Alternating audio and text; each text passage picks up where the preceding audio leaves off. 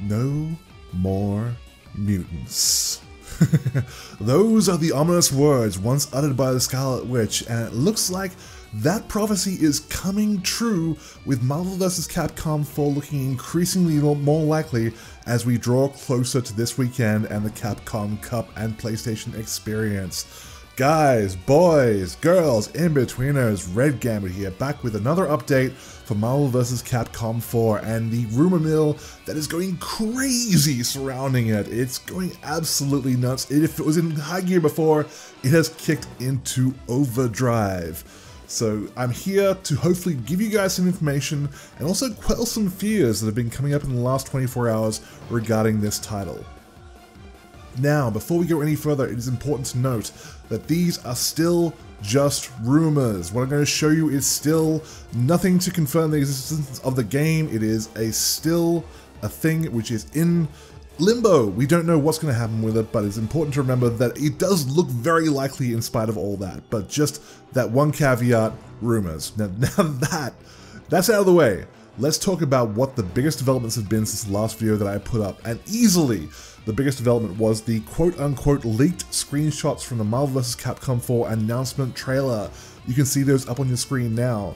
Now, I want to say that a lot of people have gone on the record saying that these look fake, that they're not real, that they're obvious, and I'm inclined to disagree. I've heard the arguments surrounding it, the way that the part of the 4 is slightly misshapen, the way that it uses old artwork, things like that.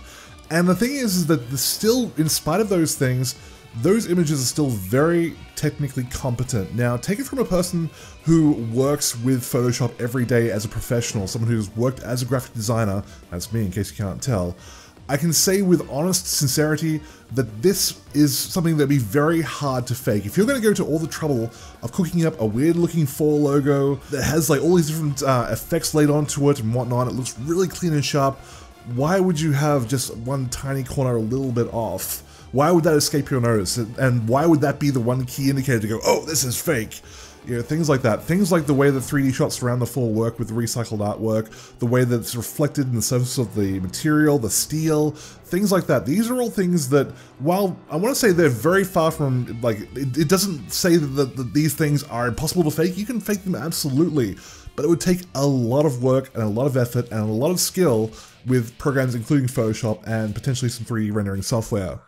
So that's my thoughts on those leaked screenshots. We will find out in a few days whether I'm right or not, but that's where I'm sitting on that one. That's my spot on the fence, if you will. Now, the other really big piece of information that came out of the interwebs is a Polygon article confirming that Marvel vs. Capcom 4 is going to be announced this weekend at the PlayStation Experience. Now, what's interesting about this article is that it's not actually regurgitating information from the NeoGAF article.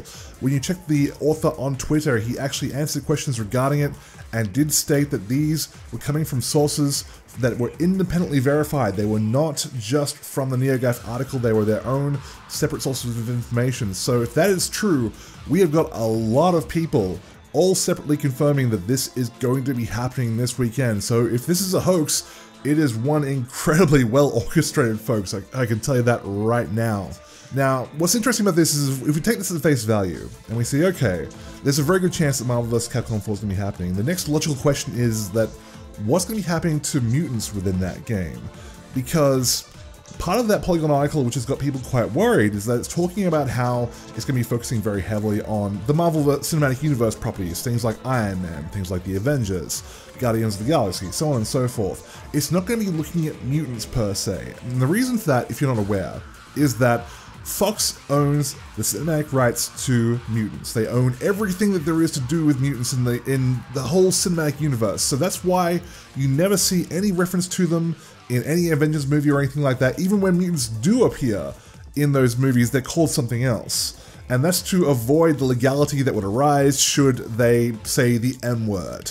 So that's kind of the problem that we have right now, is that because mutants are such a rich part of Marvel vs. Capcom's history, people are terrified that if we do get a Marvel vs. Capcom 4, that it's not going to have those staples like Wolverine or Cyclops or anyone else or Storm.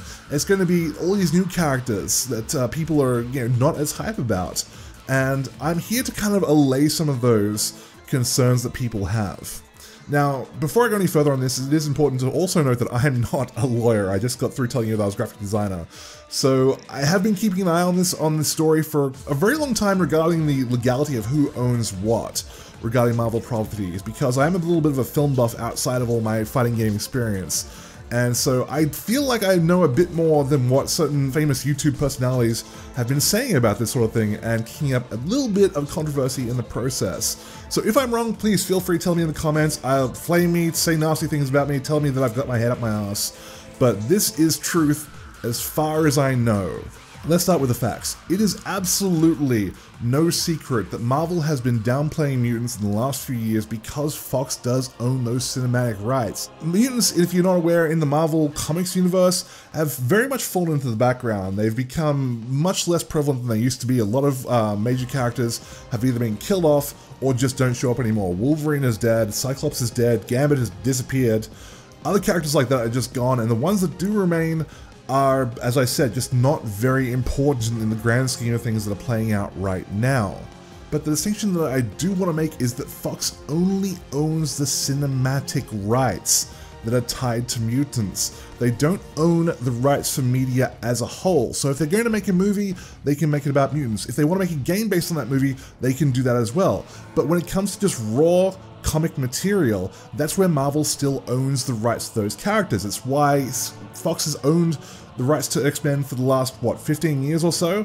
And in that time we've seen plenty of games from Marvel that have featured mutant characters and so forth like that. We've seen things like Spider-Man games that have even featured Wolverine. We've seen Disney Infinity with all those X-Men figures. We've seen Contest of Champions on mobile.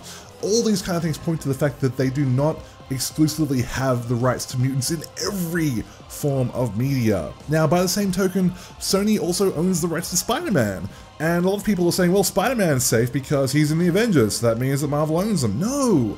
Sony still has the rights to Spider-Man cinematically.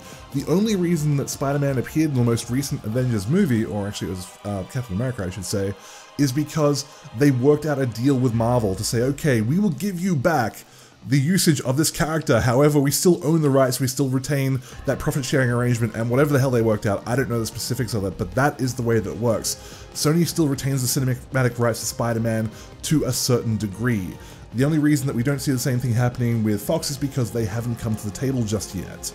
So what we can draw from all this is that in all likelihood, without seeing the contracts themselves, Marvel do retain the rights to use mutants in video games. But the question becomes not whether they can, but should they use them?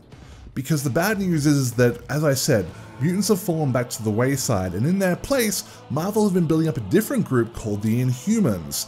Now, Inhumans, without going into technical terms about Terrigen Mists and whatnot, are basically mutants by another name. They're people who are mutated by a cloud of space gas, and it's not space gas, but you get the idea. And they get these amazing powers, which are very similar to mutant powers, and they're certainly mistrusted and hated to a certain degree. And as I said, it's all really the same thing, and they've been building up this new brand of Inhumans to replace mutants within the comics universe, which, as I said, is very bad news if you are a fan of the X-Men. So in all likelihood, there is a very good possibility that if Marvel vs. Capcom 4 does turn out to be true, we will be seeing characters like Black Bolt, Medusa, Miss Marvel, or several other Inhumans that could be part of the roster. It's also important to note that Inhumans don't yet have the wide mass appeal that mutants have with the general public, so this could negatively impact the way the game is received. However, and this is a caveat, and it's a very good caveat, is that very recently, when I say recently I mean this week, at the posting of this video, Marvel has been making a new push to bring mutants back to within relevance of the Marvel Comics universe with an event called Resurrection. That's Resurrection with an X. And it's bringing them back with two new titles called X-Men Gold and X-Men Blue, featuring several of the most well-known characters within the mutant universe. Now, could this coincide with the announcement of Marvel vs. Capcom 3? It's unlikely, but it's still a shot. It still is an interesting coincidence, if nothing else. So that's something to keep in mind as well. So, will mutants be in the game? The big question, I don't know. I can't tell you. We don't even know if the game exists, let alone whether mutants will be within it. But I want you to remember, the most important thing is that it's not that Marvel can't put mutants in the game, it's whether they should put put mutants in the game, whether they believe that having mutants in the game will hurt their interests more in the long run than it will help them. That's going to be the key deciding factor, I think, as to whether we'll see those characters like Wolverine or Cyclops or Storm or anyone else appearing in Marvel vs. Capcom 4.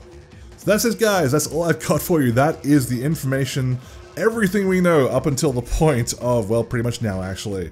So if more information does come to hand, I will certainly post it before the weekend, but otherwise, certainly look out for the announcement video should it appear this weekend on my channel. And in addition to that, I will certainly be making some more Marvel vs. Capcom content, including a wish list of characters that I personally would love to see return to the franchise. But that's going to do it for now, so kisses, hugs, belly rubs, and I'll see all of you very soon.